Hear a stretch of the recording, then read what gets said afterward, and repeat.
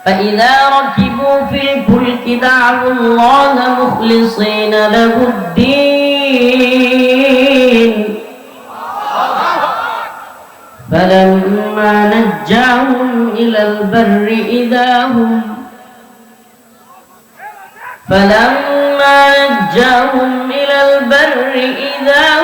يشركون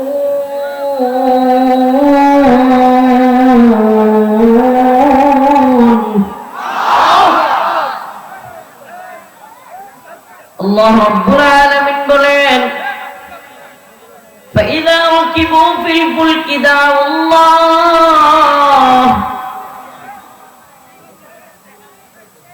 এমন কিছু মানুষ আছে ركبوا في الفلك دعوا الله مخلصين له الدين যখন তারা নৌকার মধ্যে আরোহণ করে নৌকায় যখন তারা উঠে গভীর সমুদ্রের মধ্যে যখন তারা নৌকার মধ্যে থাকে فإذا ركبوا في الفلك আর যখন সেই নদীর মধ্যে নৌকাটা হেলতে থাকে দুলতে থাকে মনে হয় যেন একটা এখনই দুর্ঘটনা ঘটে যাবে নৌকা ডুবে ওই লোকগুলো মারা যাবে নৌকার পরিস্থিতি যখন এমন হয় আল্লাহ বলেন কিছু লোক ওই নৌকার মধ্যে থেকে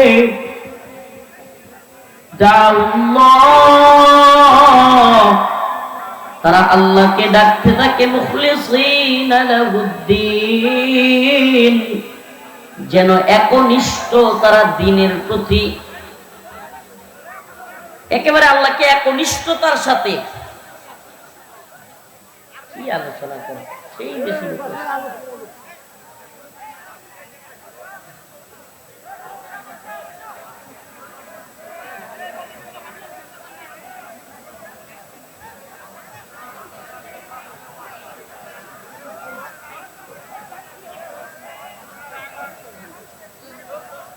এই যারা আলোচনা শুনতে না এসে দেখতে আসছেন খালি এই ভাইরালিটির চিন্তা ভাবনায় রাগ করেন না বসেন যারা দেখা হয়েছে চলে যান তাও চিৎকার করিয়েন না আলোচনা কথা শুনতে না চাইলে চলে যান আবার কয় ঠিক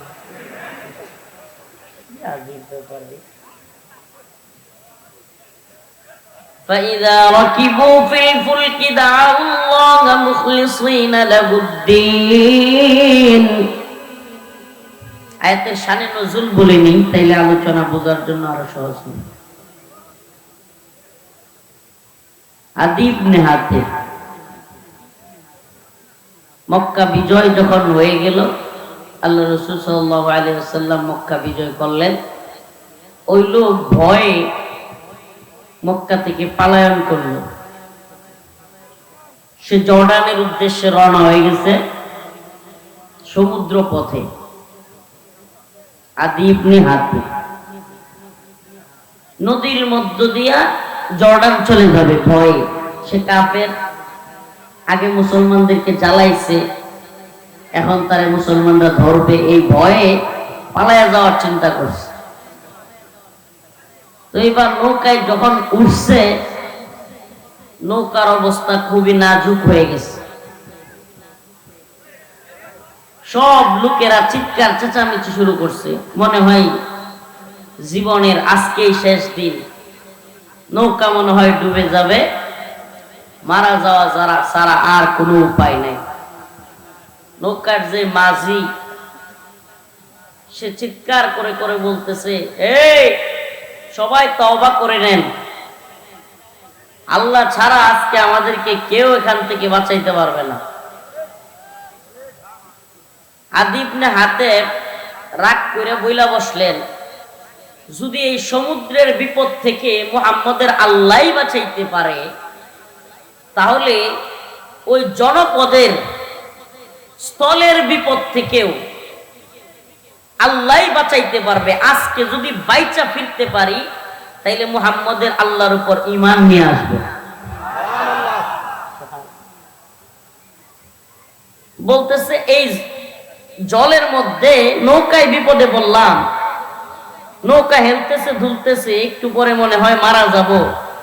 এই পরিস্থিতি থেকে যদি একমাত্র আল্লাহই বাঁচাইতে পারে, আমাদের যদি কোনো ক্ষমতা নাই থাকে, কিংবা আমরা যাদেরকে ডাকি, আমরা যাদেরকে রব মনে করি, এরা যদি এতটাই দুর্বল হয়ে থাকে, তাইলে এদেরকে ডাইকা লাভ কি? সুবহানাল্লাহ। আল্লাহ পাক কাকে কখন ইমানের স্বাদ পাইয়ে দিবেন, কোন সূরতে, এটা আমরা কেউ জানি না। সুবহানাল্লাহ। আসলে আল্লাহকে ছাড়া যদি কেউ কাউকে ডাকে, মানুষের কাছে মানুষকে ডাকো, পীরের কাছে চাক, দরগার কাছে, দুর্গার কাছে, মূর্তির কাছে, যাকেই ডাকো, এগুলোর কোনো ভ্যালু নাই। ইয়া আইয়ুহান নাসু দুরিবা মাতালুন ফাসতামিউ লাহু ইন্নাল্লাযীনা তাদউনা মিন দুনিল্লাহ।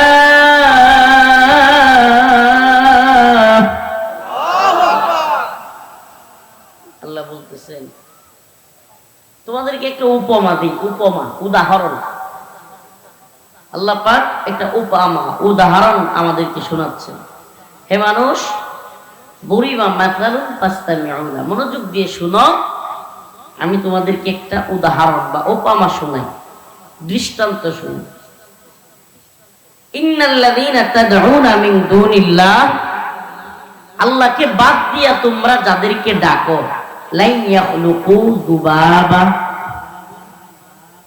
এরা এই যে উঠতেছে মশা মাছি, এইগুলা বানানোর ক্ষমতা রাখে না। সুবহানাল্লাহ। আল্লাহকে বাদ দিয়া তোমরা যাদের কাছেই চাও, যাদেরকেই ডাকো, পীরের কাছে হোক, দরগার কাছে হোক, বাবার কাছে হোক, মা দুর্গার কাছে হোক, নাউযুবিল্লাহ, এদের কারো লাই ইয়াখলুকু যুবাবা,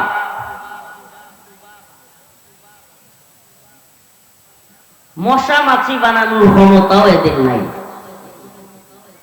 ওয়া ইয়াসলুবহুমুদ যুবাবু শাইআ, ক্ষমতা তো নাই, উল্টা যদি মশা মাছি এদের খাবার কোনটা নিয়ে যায়, লা ইস্তানকিদুহু মিন, এরা ওইটারে ফিরাইতেও সমর্থ রাখে না। সুবহানাল্লাহ। দুআফাত তালিব ওয়াল মাতলুব,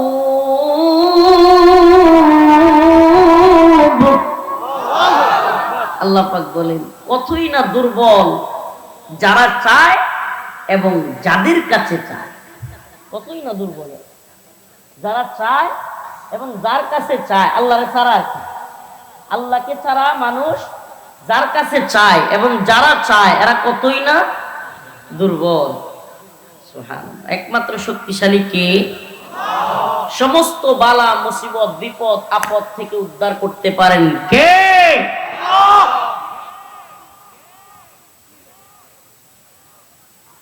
বিপদে পড়লে এটা একবার হারে হারে আমরা টের পাই, কি গো? বিপদে বললে ওই বাবারে বাবা, ঝড় বৃষ্টি আসলে আমাদের গ্রাম্য অনেক মাছ চাষিরা বা যারাই এমনিতেও পুরুষও আছে, অনেক ঝড় তুফান আসছে, বাড়িতে টিনের ঘর কাঁপাকাঁপি শুরু হয়ে গেছে, অনেক তুফান আসছে, দরজার কাছে গিয়া লা ইলাহা ইল্লাল্লাহ সুবহানাকা ইন্নী কুনতু যালিম, লা ইলাহা ইল্লাল্লাহ সুবহানাকা ইন্নী কুনতু যালিম, লা ইলাহা ইল্লাল্লাহ। বৃষ্টিটা ধপ করে থেমে গেছে, ঝড় তুফান নাই, কয়েকটা সিগারেট লওয়া জ্বালায়। فإذا ركبوا في الفلك دعوا الله مخلصين له الدين, আল্লাহ কয় বিপদে পড়লে আল্লাহর একবারে একনিষ্ঠতার সাথে ডাকা শুরু করে, ওরে ডাকা। এটা তো আল্লাহ পাক নৌকার বিপদের কথা বলছেন, যে কোনো বিপদ, এই যে বিমানে যে আসছি, ফ্লাইং করে উড়া দিয়ে আসছি, বিমান যদি হুট করে বাড়ি বাড়ি কিরিং বিরিং শুরু করতো এদিক সেদিক, যে জীবনে কোনোদিন আল্লাহর নাম লয় নাই, এও দেখতেন চিল্লায় আল্লাহর নাম নিত। 2024, হায় রে আল্লাহ, আলেমদেরকে কারাগারে নিচে রিমান্ডে নিয়ে নির্যাতন করছে, মাইরা ফেলছে, দেশের ছাত্র জনতার উপর গুলি করতেছে, ঘুম খুন রাহাজানি, দেশের টাকা বিদেশে পাচার করা, এরপরে বিশ্বজিৎকে হত্যা করা, আবরার ফাহাদকে হত্যা করা, এমসি কলেজের সামনে স্বামীর সামনে স্ত্রীকে গণধর্ষণ করা, জাহাঙ্গীরনগর বিশ্ববিদ্যালয়ে 100 মেয়েকে ধর্ষণ করে সেঞ্চুরি উদযাপন করা, এদেশকে ভারতের কাছে বিক্রি করে দেওয়া, সীমান্তে কাঁটাতারের বেড়ায় ভারতের ঝুলন্ত বাঙালিদের ঝুলন্ত লাশ, আর এদেশে বৈশা বৈশা বাংলাদেশের সম্পর্ক স্বামী স্ত্রীর রক্তের, মানে এমন হাসপাস অবস্থা মানুষের হয়েছিল। হাই রে আল্লাহ, সবাই মিলা হাসপাস শুরু হয়ে গেছিল। হাসিনা কখন যাবে?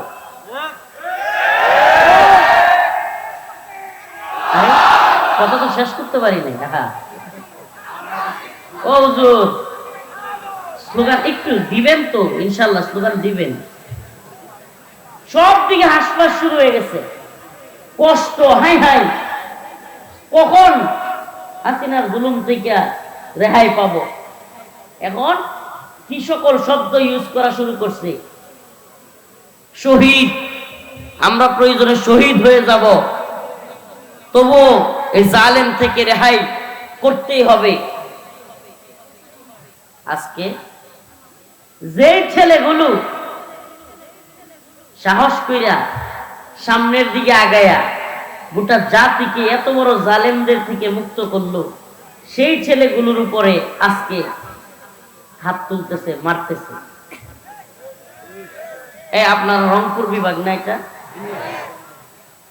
রংপুরে আবু সাইদ, উনি যে মারা গেল, বিশ্বাস করেন মারা যদি না যাইতো, এখন পুরা বীর এই সেই অনেক কিছু না, মারা যদি না যাইতো এই ছেলেটার উপরেও দেখতেন অনেকে হাত তুলত। আমরা জাতি হিসেবে এত বেশি ইন্নাল ইনসান আলী রব্বিহি লাকানুদ, এত বেশি নিমক হারাম আমরা। যখন হাসিনার বিপদ চারদিকে, সব দিকে জুলুম আর জুলুম, অত্যাচার, নির্যাতন, নিপীড়ন, বিএনপি জামাত বলেন হেফাজত বলেন, কোন দলের খাওয়া নাই, খালি কুনতাসা হইতেছে। সব দলের নেতাদেরকে ধইরা মাইরা বাড়ি ঘরে হামলা কইরা মামলা দিয়া সব দিয়ে বইরা রাখতেছে। বিএনপি নেত্রীর চিকিৎসা করতে দিতেছে না, বুলডোজার দিয়া বাড়ির সামনে ট্রাক দিয়ে আটকায় রাখতেছে, ভাইকে ভাইয়ের জানাজা পর্যন্ত পড়তে দিচ্ছে না। আল্লামা দিলওয়ার হোসেন সাইদি রহিমাহুল্লাহকে হত্যা করে কারাগার থেকে বের করতেছে, জানাজা পর্যন্ত ঢাকায় পড়তে দিচ্ছে না শরীয়তদি উদ্যানে। এত বড় বড় দল, জামায়াতে ইসলামী, হেফাজতে ইসলাম, ইসলামী আন্দোলন, খেলাফত মজলিস, বিএনপি, কত দল, সবগুলো কোনটাসা। এই তারুণ্য, এই স্কুল কলেজের ছাত্ররা, যুব সমাজ হাসিনার বিরুদ্ধে গর্জে উঠল। আমি অস্বীকার করতেছি না যে হেফাজত, চরমুনাই, জামাতে ইসলামী, বিএনপি এরাও ছাত্রদের সাথে আন্দোলন করে নাই, অস্বীকার করতেছি না, কিন্তু মূল রিস্কটা কিংবা ফ্রন্ট লাইনে সামনে থাকতে হয়েছে তো এই ছেলেগুলো, এই স্কুল কলেজের ছেলেগুলো, এই বয়সে, যেই বয়সে বিড়ি সিগারেট খাবে, একটা মেয়ের সাথে গার্লফ্রেন্ড নিয়ে ঘুরবে, যেই বয়সে বন্ধু বান্ধব নিয়ে আড্ডা দিবে, সেই বয়সে রাষ্ট্রের সকল চিন্তা তাদের মাথায় নিয়ে নিজের সমস্ত রিস্ক নিয়ে দেশটাকে হাসিনার থেকে মুক্ত করলো। আজকে আমরা এমন নিমক হারাম জাতি হইলাম যে আজকে এদের উপর আঘাত করে এদেরকেই কুনটাসা করে দিচ্ছি।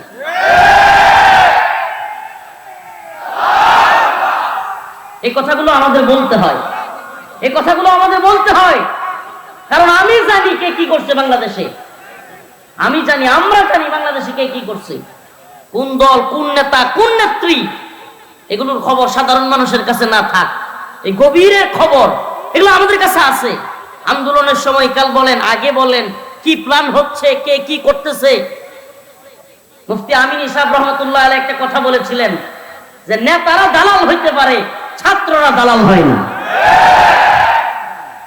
আজকে সেই সমস্ত ছাত্রদের উপর নিজেদের বাহিনী লেলায়া দিয়া, নিজেদের লোক লেলায়া দিয়া আজকে সেই সমস্ত ছাত্রদের মধ্যে যদি ফাটল তৈরি করতে পারেন, আপনি মনে রাখবেন এটা হিন্দুত্ববাদী ষড়যন্ত্র, এটা রয়ের সুকৌশল, সূক্ষ্ম প্ল্যান। আপনি বাংলাদেশের আওয়ামী লীগের বিভিন্ন যে গ্রুপ আছে অনলাইনে, ফেসবুকে, কিংবা আওয়ামী লীগের ছাত্রলীগ, যুবলীগ, এদের আইডি গুলো আছে, এগুলোতে ঘুরে দেখেন আজকে ছাত্রদের সমন্বয়করা বা ছাত্রদের যারা লিডার ছিল তারা মায়ের খাইলে এরা কত বেশি খুশি হয়, একটু ঘুরে দেখেন না। তার মানে এরা কখন খুশি হয়? সূক্ষ্ম প্ল্যান রয়ের, যে বাংলাদেশে আলেম ওলামা এবং ছাত্র জনতা যদি ঐক্যবদ্ধ থাকে, বাংলার জমিনে কখনো বাঙালি জাতিকে গোলামি করানো যাবে না। তাহলে কি করতে হবে? ছাত্রদের মধ্যে দলাদলি, ভেদাভেদ, বিভেদ লাগায় দাও। ছাত্র ভাইদেরকে বলি, এই ষড়যন্ত্র আপনারা কেন পা দিচ্ছেন? যুবক, সমস্যাটা হয়েছে কোন জায়গায় জানেন? সকলে মিলে আন্দোলন করে, ছাত্র, শিক্ষক, বুদ্ধিজীবী, কলামিস্ট, লেখক, সাংবাদিক, তারপরে বক্তা, মুফতি, শাইখুল হাদিস, খতিব, সাধারণ মানুষ, আমজনতা, বিভিন্ন দল, সবাই মিলে আন্দোলন করে হাসিনারে নামাইছে। তো এমন সমস্যাটা যেটা সবচেয়ে বড় হয়েছে, সবাই নিজের ক্ষমতাসীন মনে করে।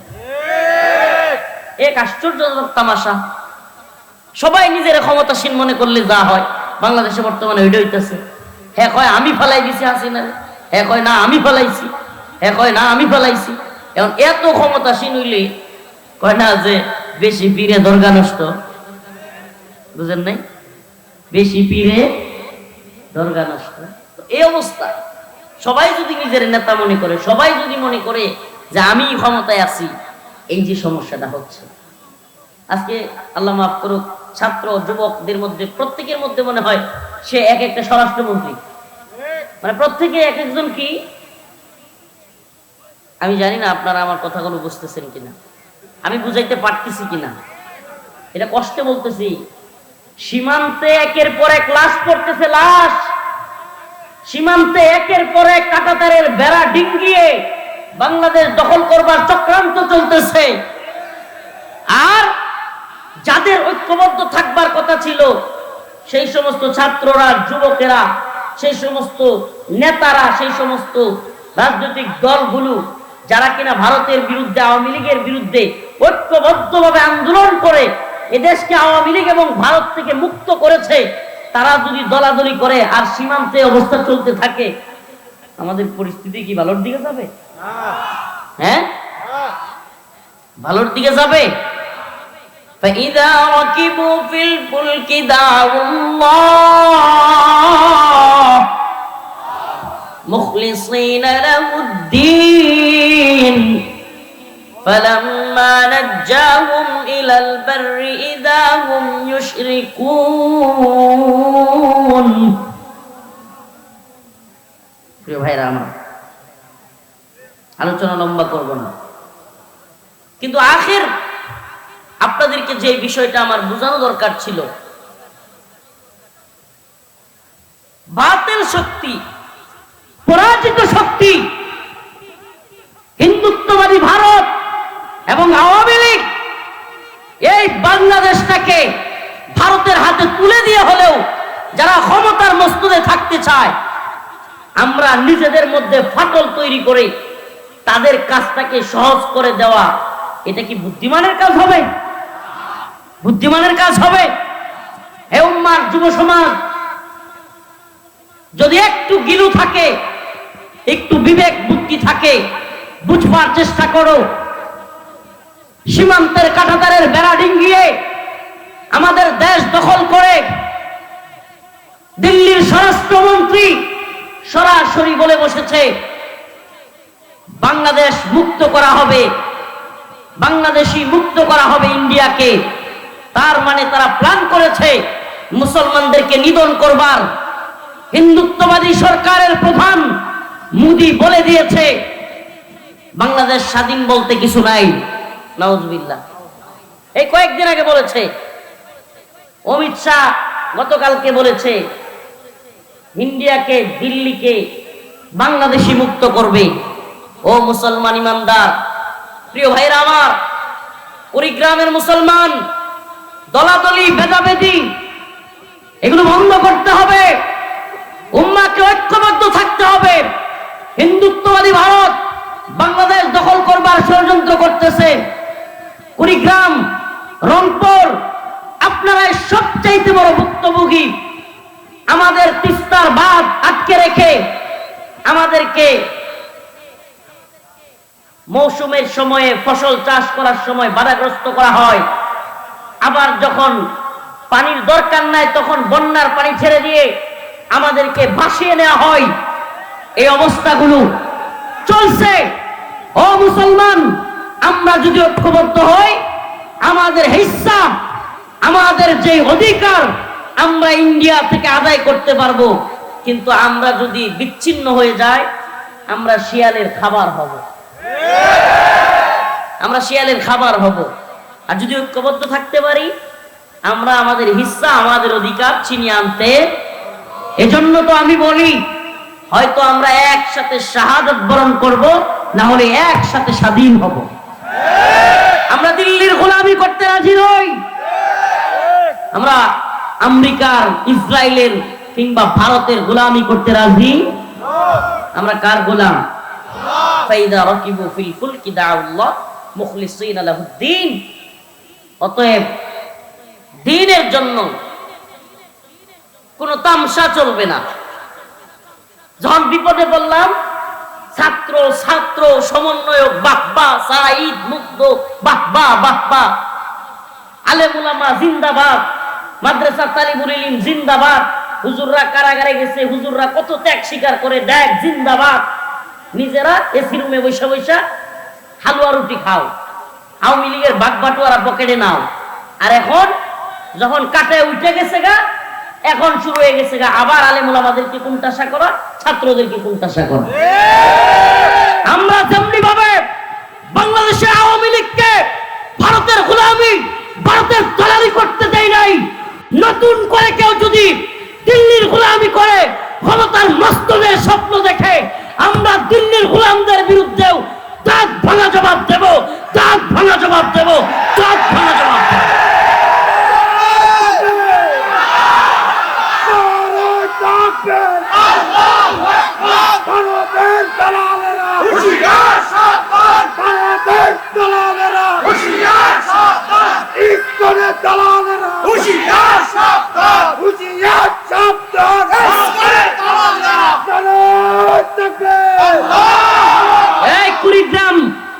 কুড়িগ্রামবাসী, এটা শুধু জজবা আর দাঁড়ায় যাওয়ার বিষয় নয়।